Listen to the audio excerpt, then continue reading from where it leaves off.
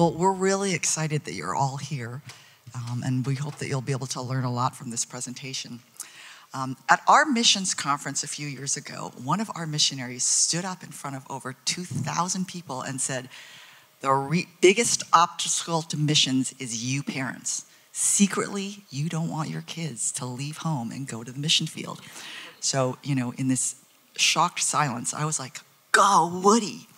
So I feel like maybe this presentation should have a big sticker on it that says, like the ones on the cigarette packages, warning, if you follow some of the practices of this presentation, your kids may end up going to the mission field. But we'll see that the mission field is really everywhere you are, and so they may not actually have to leave home. And raising a missions-minded family is actually biblical. We all know the iconic verse, therefore go and make disciples of all nations, baptizing them in the name of the Father and of the Son and of the Holy Spirit, teaching them to obey everything I have commanded you, and surely I am with you always to the very end of the age. So raising a mission-minded family is a biblical command, and Hudson Taylor has the famous quote, the Great Commission is not an option to be considered, it is a command to be obeyed. The Bible is all about mission, from the Old Testament to the New Testament, and it's not limited to the Great Commission. Acts says, for this is what the Lord has commanded. I have made you a light for the Gentiles that you may bring salvation to the ends of the earth. And the Old Testament, proclaim his salvation day after day, declare his glory among the nations, his marvelous deeds among all the peoples. So both of us have these missionary prayer card boards in our homes where we've put up pictures of missionaries that we support or missionaries that we know so that we'll remember to pray for them. And praying for missionaries is one of the most important things you can do. Now, most of them now have magnetic cards, so you can set it up on your fridge, and it doesn't have to be fancy. My first one was this giant piece of purple felt, and I cut out the letters P-R-A-Y in white felt and glued them on, and then they kind of all fell off. And gradually, my husband said one day, honey, do you think they know what this is for? Since the letters had disappeared. But you can use their prayer letters to pray meaningfully for them. And when you pray for someone, you just start to feel closer to them, and you start to anticipate the answers to their prayers. And it'll just naturally lead you to want to support them financially. And even if you contribute just a small amount, you'll really feel invested in them, and it'll increase your interest in what they're doing. So involve your whole family. When our kids were little, they had one of those little banks, and you put one section was for church and missions, and the other one was for saving, and the other was for spending. And now my kids support friends who have gone to the mission field or their own organizations that they feel committed to. You can read missionary biographies to your kids. Now, we weren't as intentional as Jennifer's family because she has, I think, you showed them the books here. She's got the whole box set of this mission biography series. To show you. So they're thrilling stories of how the gospel is advanced around the world. You'll read about how God used people to build his church. And then when you read them, you're going to see over and over and over again how God has answered prayer. Africa Inland Mission was started in the answer to Hudson Taylor's prayer. He wrote in his Bible, at Brighton, June 25th, 1865, prayed for 24 willing, skillful laborers for China. And from that, AIM has grown into one of the largest mission organizations. The passion that people like Eric Little, Jim, and Elizabeth Elliott had for the gospel is going to inspire your family. They left their families, they endured hardship, illness, harsh conditions, and even death to take the gospel to those who had never heard it before. Helen Roseveare was captured and tortured when she spent time in the Congo, and yet she would say, the cost suddenly seems very small and transient in the greatness and permanence of the privilege. Some of them never came home. You'll read about the different ways that God calls people to missionary service. And these stories are also about how God uses our weaknesses and how he is strong through them. So you'll see, and your children will see, how God uses just ordinary people like you and me, people who had failures and yet persevered through the hard times. Gladys Aylward apparently flunked out of missionary language school. And they said, you're not going to be able to cut it with us. And they kind of dismissed her from mission school. But she used her own personal money and booked passage on a train to get to China, where she eventually became a Chinese citizen. So I think something that we did with our kids is we sponsored a child. And it's just a simple way, I think, that your children can identify with a child somewhere else that's their age. We started doing that when our kids were really small, and we've kept it up. We've had different kids because for different reasons. Sometimes, there was a natural disaster one time in one of the places where our sponsored child was, and World Vision actually wrote us and said that the community had been destroyed. And it was our family. We were just like, what? Well, what about? Because we felt like we knew that little boy. We had him for a couple of years.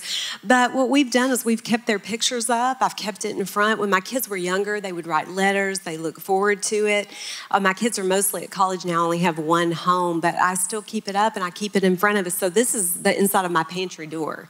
It's where we keep all of our important information I'm trying to get by. So you can't go in there and get something to eat without seeing the children that we sponsor, keeping it before them all the time.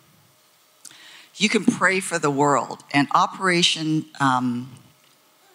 World has really great resources, but it'll give your kids a worldview as they start to learn about what it's like to live in another country and what it's like for Christians in some of these other countries, because we know it's a hardship there, and people are not always able to openly express their faith and have the freedom that we have here in the United States. And they'll learn about the lack of religious freedom, about persecution. You can use the book that's there on the right. It's set up so you can use it as a prayer guide, and you can pray for a different country every day. And it gives basic information about demographics, religion, the economy, population. And then they've done extensive research and data gathering, and it goes into the sections on prayer that can inform your prayer. And it includes answers to prayer already in that country and the challenges to prayer that Christians face there. Windows on the World is the age-appropriate version for your kids, and in this, this is a sample of that book, and you can see it's more kid-friendly, and they just have facts, and they actually have more directed prayer. Operation World also has other resources. If you go online, you can click and learn about all different countries. They sell a giant map of the world. We have a friend who, for his birthday, asked for a giant wall map, and I mean giant. It covers an entire wall of their house, and it was laminated so he can use it as kind of a dry erase board. And he loves to put all the places of the missionaries they support, and he's got their little names. And then when anybody that he knows, like us, his friends, goes on a short-term mission trip, he loves to just write their little name in there and put a big arrow to the country that it supports, and it just reminds him to pray for his friends as they're traveling around the world.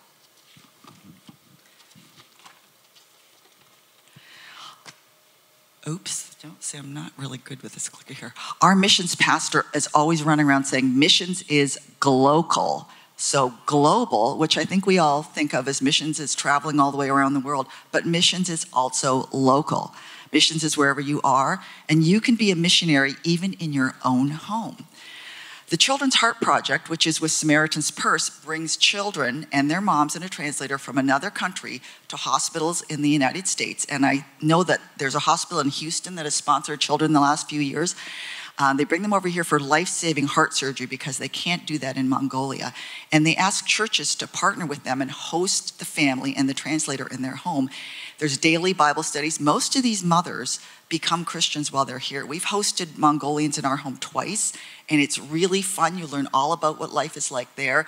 They cook for you, so you'll experience food from another culture. They're really, really open to the gospel. We've hosted a family from Iraq who came for plastic surgery, and she was a teenager, so my kids had a really good time doing all this girl stuff with her. And in Rochester,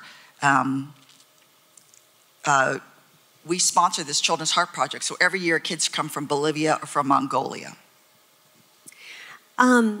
I wanted to mention one more resource to you if you have really small kids. There's a book called Raising Grateful Kids in an Entitled World.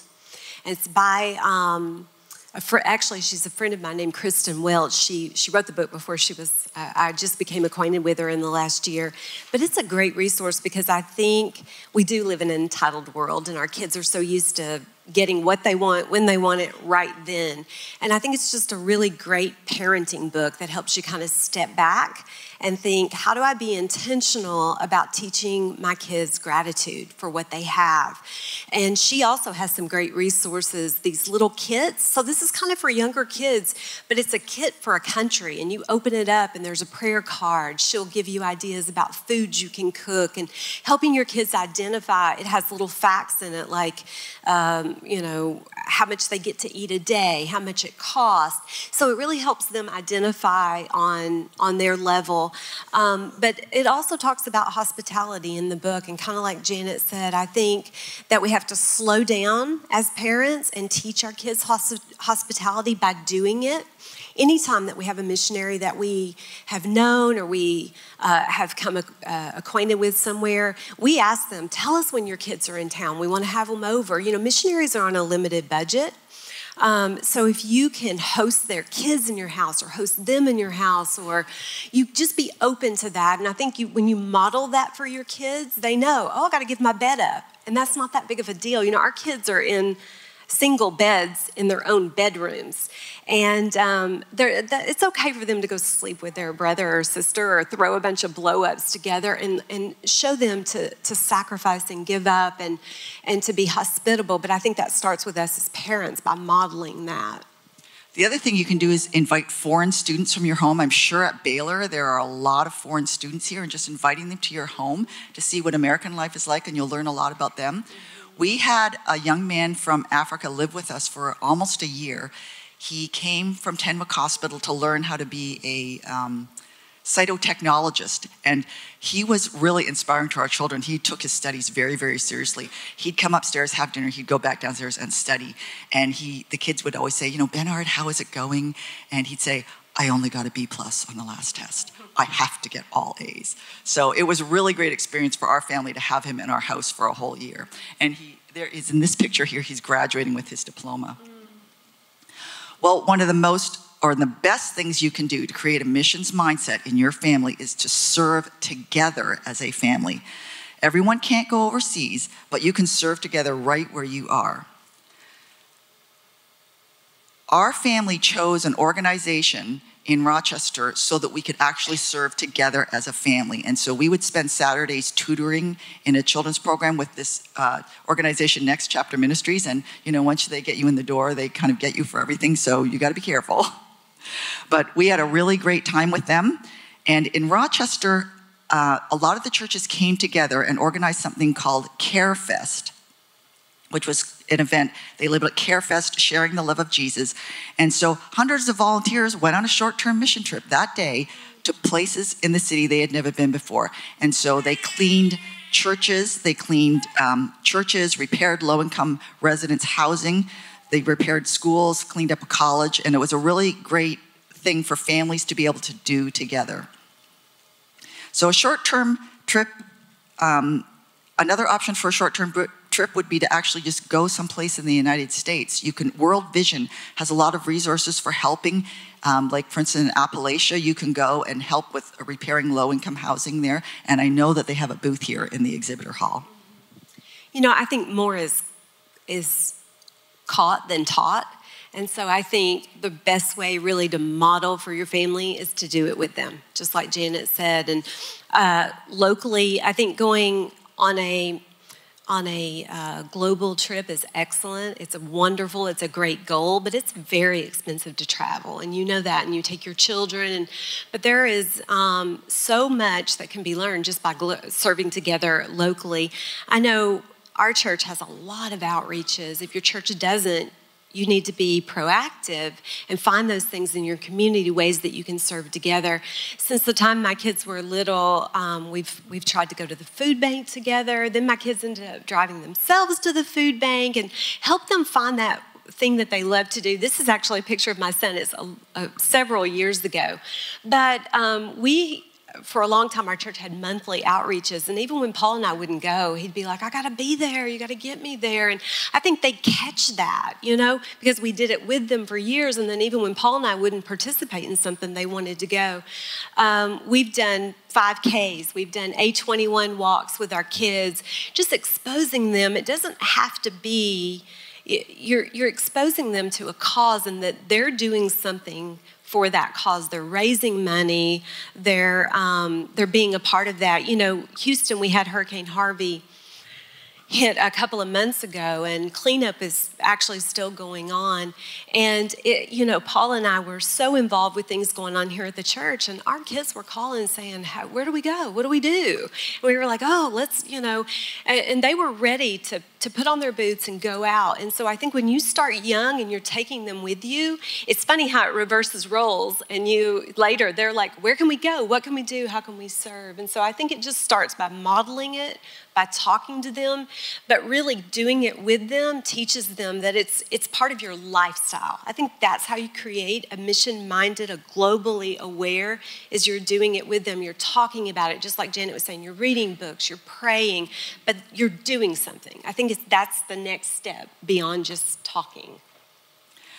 We have both taken our families on short-term trips overseas because we're fortunate enough to have husbands who are doctors and serve overseas. And Jennifer said it's expensive, but we've managed to save our resources, and that's what we do as a family, is we do these things locally and we do these things globally.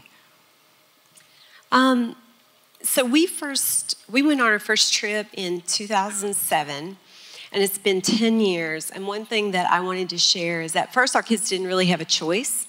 I mean, I think they wanted to go, but they went because that's what we decided we were going to do as a family. But I think one of the things that has really blessed me now 10 years later is to watch my children as adults now serve. So we landed in Zambia probably, I think it was 2 years ago. We took our whole family again, and I was taking a 21-year-old, you know, they're adults, they're in college, and we landed, and it wasn't me saying, where are you going to plug in? Or what are you going to do? I mean, by the next day, my daughter, who is in nursing school now, was working in the pharmacy. My other daughter had said, oh yeah, I've already gone down to admin, and I'm going to help them get their files straight. My other two kids were, hey, we're going to go down to the school, we're going to tutor. So for those whole 6 weeks, my kids every day got up and they went to a job. So it wasn't me helping them figure out what they were going to do. It was, we're here now. We're going to figure out how to plug in. So I think for me, knowing, oh, they've got it. They know that's what you do. You go, you serve. It's independent now from Paul and I, whether it's here or whether it's there. And as Jennifer was saying, you know, as they get older, they find their own thing to do, or they become more independent when you go. So our kids, I think, you know, because of the way we've raised them, they have this missions mindset, or they have this heart for the underserved, and they see the need in the world. So our children the two oldest were in college, and they were all very intentional about doing missions-related work. They went on their kind of first trip without us, apart from their high school trips. They went to Honduras, and at the time, there was a big, huge thing with drugs or something there, and so we were actually a little worried. And we called a friend and we said, should they actually be going? Because a bunch of the kids on the trip had actually pulled out. Their parents had said, you cannot go anymore. And they were going because they were working with a fair trade coffee growers group at Wheaton College, and they were going to go visit their farmers. So, you know, our friend said if they can just get in and out of the Capitol really fast, don't have American flags on their backpacks, then they'll probably be okay. And so they went, and you know, of course, the college sends you a ton of information about what to do in an emergency and that they're not going to pay for hostages. And I personally, as the mom, was freaking out. But Mark was like very calm and relaxed. He's like, he just told the girls, you know, just get in and out, kind of keep a low profile. Well, they went and had an absolutely wonderful time. I'm sure it's a trip that they'll never forget. But, you know, they've seen these things. And so when they were in college, Rich Stearns went and spoke at their college because his son went there. And that was when he published the book, The Hole in Our Gospel. And after they read that, they were struck by this thing in the book. The theme over and over in his book was how far women and children have to walk for water. And I know there's an organization here that's got these big yellow containers. A big bucket of water like that apparently weighs about 45 pounds. And they carry that for over a mile. So they've got you just going around the building here. And I don't think I could do it. But they said, we're going to do something about this. We're going to, you know, I said, girls, you need to fix the clean water problem. And all these girls walking for water because they need to be going to school instead. So they organized a walk in our community with our church called Walk for Water. And they met with the pastor, they organized it, set the whole thing up. And so they did that for several years, and every year they would send the money to a different organization that was working with clean water issues in the developing world. That reminded me when Janet said that, what Gary said last night, you can be safe or you can be brave, but you can't be both. And when she was saying that, I think as parents, we naturally want to tell our kids to be safe. What do we say when they go out the door? I'm always like, be careful, be careful. But I think as believers, really there's something there for parents. I'm so off, I'm sorry. There's something there for parents though, because what do I really want to teach my kids? I want to teach them to be brave. I want to teach them to step out. I want to teach them to say yes, no matter what the cost is. So I think when they're young, to start thinking about that, yes, I want them to be safe, but ultimately I want them to be obedient to what God calls them to do, and that's not always safe. And so I commend you too. I know I've sent my kids places before too, and I'm like, but that's why we get on our knees and we pray that God will protect them. But I love teaching our kids the concept, like Paul was talking about, of holy discontent. I love that. And Janet, I hear she did that with the water. I know for us, years ago, this is a picture of my oldest daughter. It was a long time ago. And we served in an orphanage several times, and every time we would go, we would take our own books because they didn't have any books to read. And if they did pull out one, the pages were ripped, they had been water damaged. And so she kept coming to me and she was saying, can we leave our books that we brought? Absolutely. So we would talk about it, and she just couldn't believe they didn't have books, because at home we have walls of books, don't you? You have all these books. And so I said, well, what do you want to do about it? And she said, me? What am I going to do about it? I don't know. What are you going to do about it? Like, why don't you and your sisters get together and figure out what you can do about this? And so making them think, I don't like this. I don't like what I'm seeing. What can I do about it?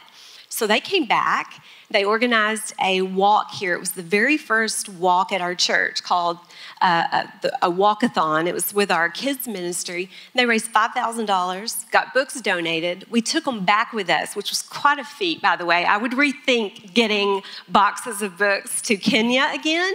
But you know what? It didn't matter. We did it. And then we had a team from our church come over and build these shelves.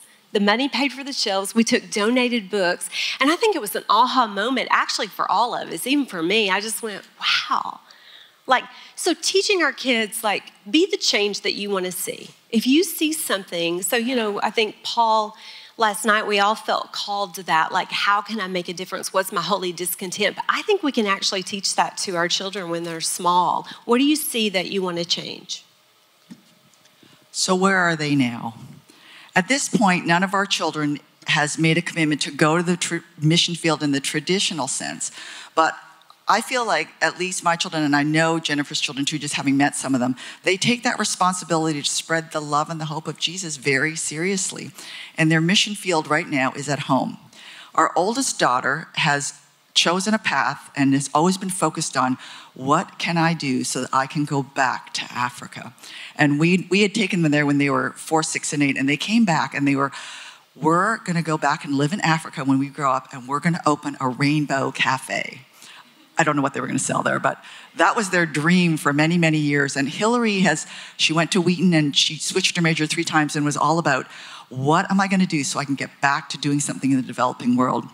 So she spent 6 months at Tenwick living with the whites. Thank you, Russ and Beth. And that was very transformative for her. She came back home and she knew exactly what she was going to do.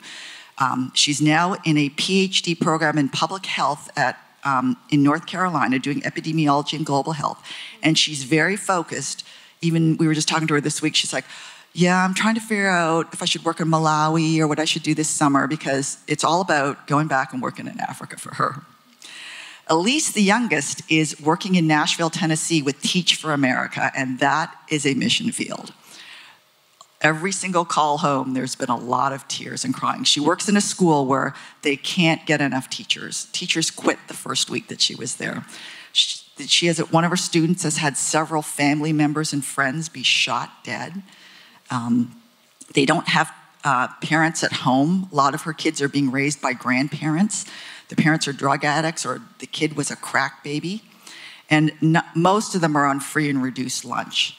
So she's, at a job, but she's serving in a place where a lot of people don't want to serve. So our kids all have a desire to serve, but not all globally. But they have that desire in them. Our oldest is in graduate nursing school, and I think she probably will take some short-term trips and use her gifts in that way. But my next two daughters are in college, and they found their way to serve there. And they know that they'll use their gifts for missions in some way, but that may not be, going away. One of my daughters is very compassionate, and something happened when we were on a missions trip that actually showed her kind of what her path was going to be, and she wants to go into counseling. And I think when you get them out of their comfort zone, God actually shows them what their gifts and their talents, and He puts them on a path, or that He weaves it into part of what their story is. But my next two daughters are actually in college right now. The minute they hit college, we didn't say, hey, what are you going to go get involved in?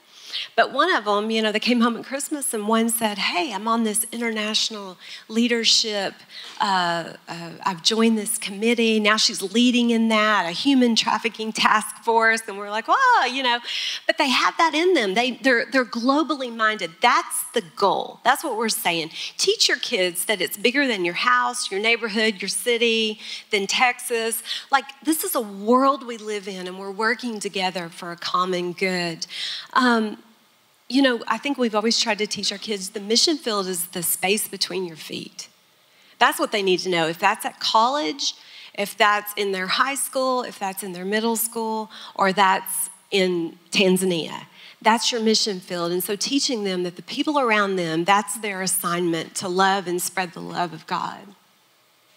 So I think that we're actually done. So does anybody have any questions?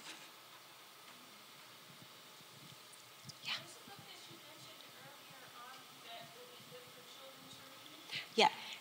For children or for parents? There was the Operation World book, the children's version, which is called Window on the World, and you just go to operationworld.org.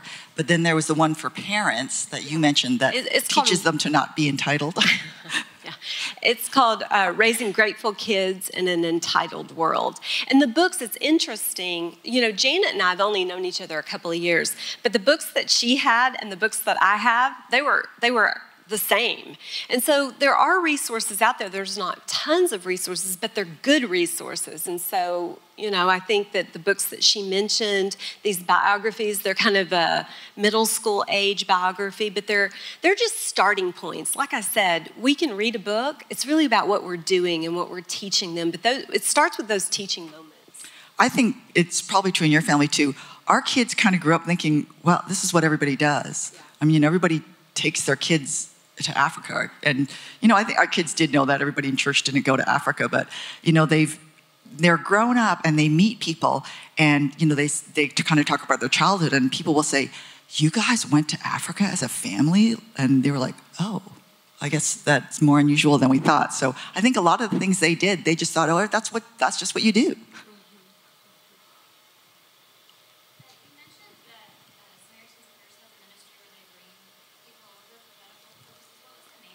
It's the Children's Heart Project, and they actually have a booth here in the exhibit hall as well. What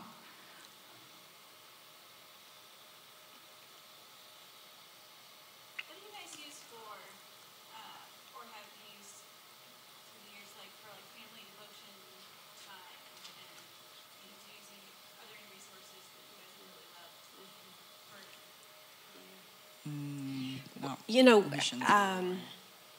I'm sure there are some great ones out there. We've always, does everybody in here know a missionary? Do you know somebody in the field? You don't have to, but if you don't know a missionary, if you don't know them, find somebody that you can support, even if it's in prayer. Because I think when it becomes personal like that, that is the greatest devotion that you can have. Because then you share their struggles. You share I'll give you an example. We went to Tenwick for years. We know a lot of missionaries there. They just had a fire.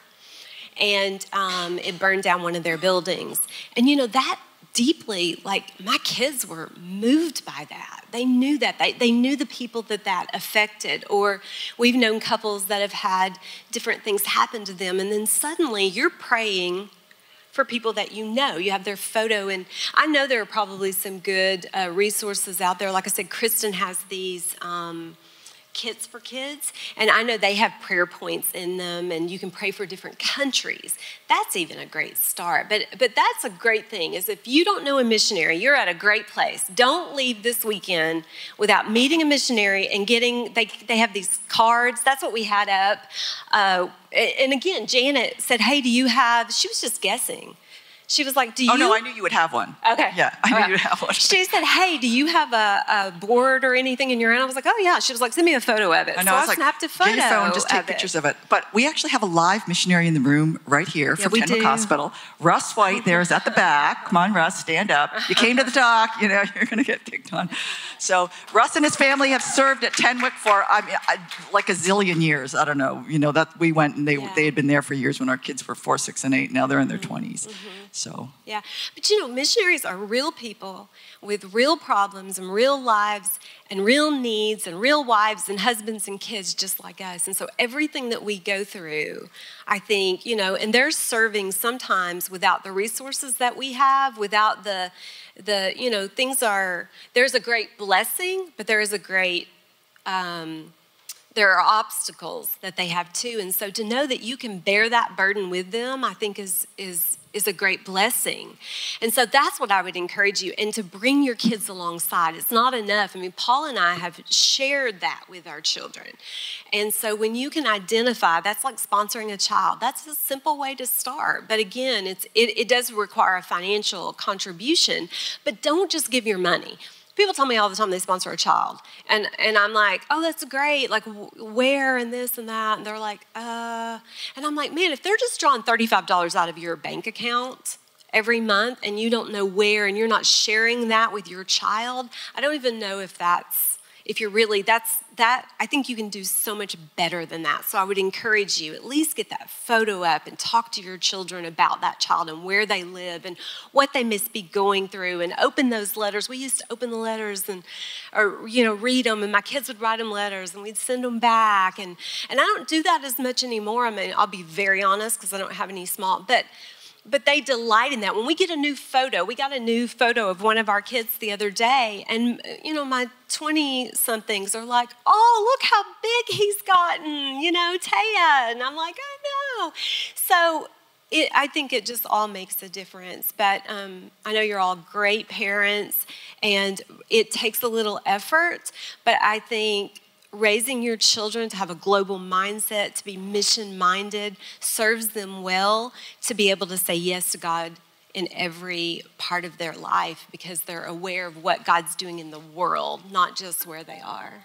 And Jennifer mentioned before, it just becomes part of your lifestyle. I mean, our kids grew up and there was like always somebody staying in our home, or, like we had the Children's Heart Project kids, so people were sharing their bedroom with somebody else because they had to be in their rooms. And so they just get used to it. And then it makes them more aware globally. So we'll get messages from our kids saying, oh, look what's happening in Kenya, because now they know people who live there and they see this is what's happening, and how are our friends there doing?